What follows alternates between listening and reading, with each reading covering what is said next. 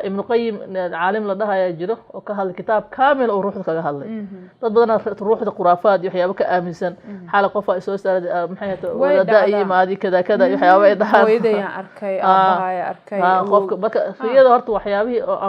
waxay ka hartay nabadnimadii ka hartay qofka waa bishaaraad qofka muuminka malaa'ikta marka qaar ku soo bandhigayso waxyaabo uu la kulmaayo ama wax fiican uu heli rabaa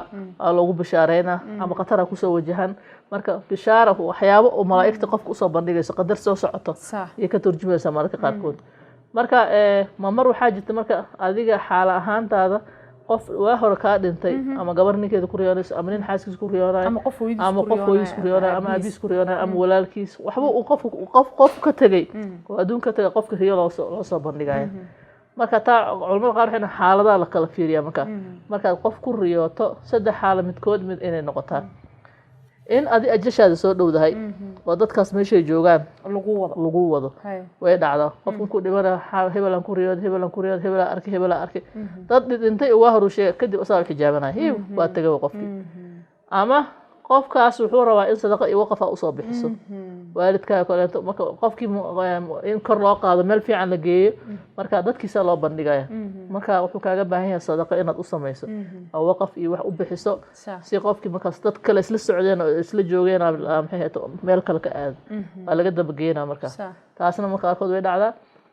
marka kaleeto maxay ahayto qofa isku dhacdeen ama colaad ku kala dhimateen in lagu soo bandhigo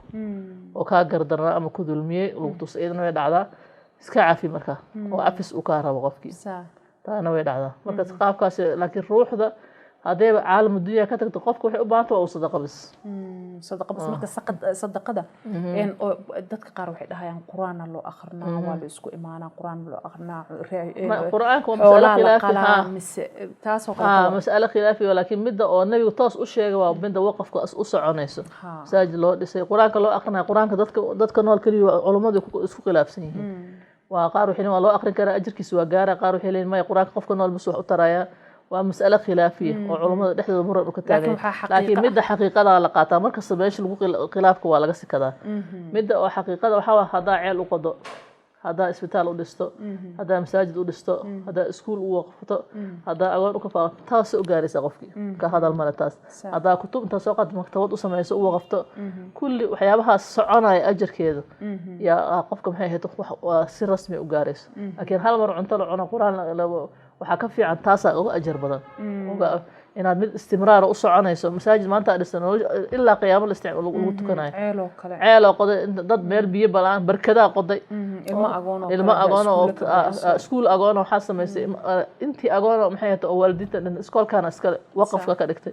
investment oo macallimiinta mushaar u sameysay taas oo kale waa wax u socon qofka kitaabkiisa kala furaanaya ilaa qiyaamo aadi aad ma santahay fartuun idinkana aad ma santiin asxaabta sida wanaagsan ee aad inoo la socotaan tan iyo kulanti dambe assalaamu calaykum waraxmatullaahi wabarakaatuh